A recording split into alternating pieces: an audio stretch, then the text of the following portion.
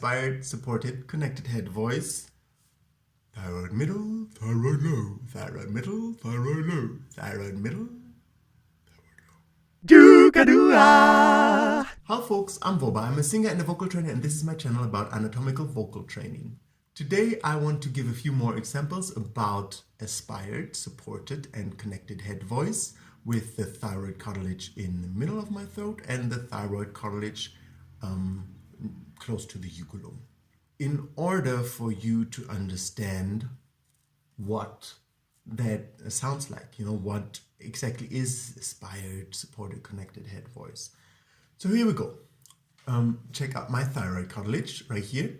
I will keep it very much in the middle of my throat, right? So aspired, supported,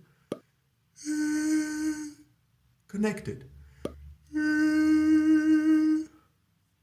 Now here, down here. Aspired, supported, connected. Now these are motorical skills that will help you control what is going on over here, right? That's why I'm taking them apart that much. Of course, the theory about it is very simple. One is a sigh, the other one is a sigh with open rib cage, the other one is a sigh with open rib cage and closed vocal cords. It's very simple in theory, but learning the motor skill is tricky. It just takes some focus and concentration and practice. So let me show again on a different note with my thyroid in the middle, aspired, supported, connected, thyroid low, aspired, supported, connected, with my thyroid in the middle, aspired, supported, connected, with my thyroid low, aspired, supported, connected. Now, don't mind whether I put vibrato or not. Sometimes I do, sometimes I don't. The important thing right now is to hear that whether my thyroid is in the middle of my throat or my thyroid is down here, the thing that the vocal cords internally do is the same thing. It's open and then open while keeping the air back in the lungs, and then the third one is always closed.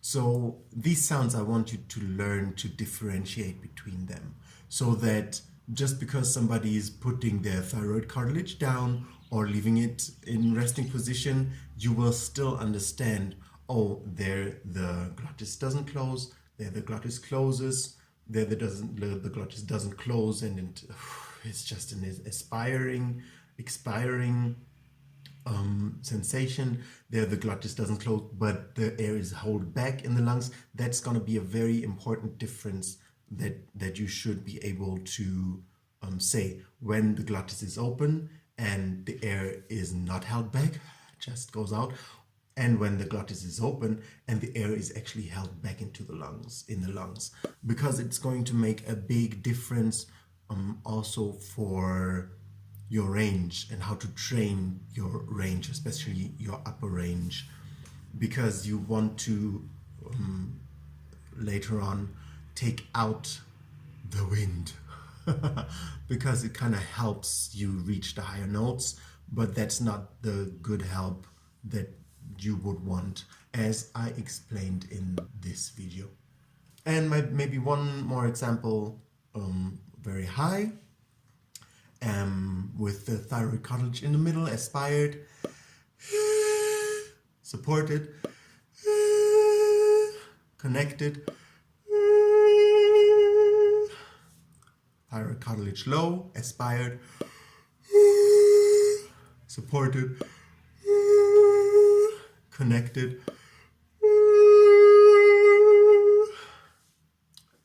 I hope this helped you a bit and it inspired you to train your ear how to hear when somebody's keeping the rima glottidis, the space between the vocal cords, open and letting the air out, and when it's open but they try not to let the air out, so that you can sensitize yourself a bit more on how to hear if there might be air pressure behind a certain note or not. So that's it for today. Just a very short show off how it sounds like with the different vocal heights, with the thyroid cartilage being in the middle of your throat and then down there. Have a nice vocal day. Subscribe and like my videos if you like the content. I wish you a beautiful sunny day.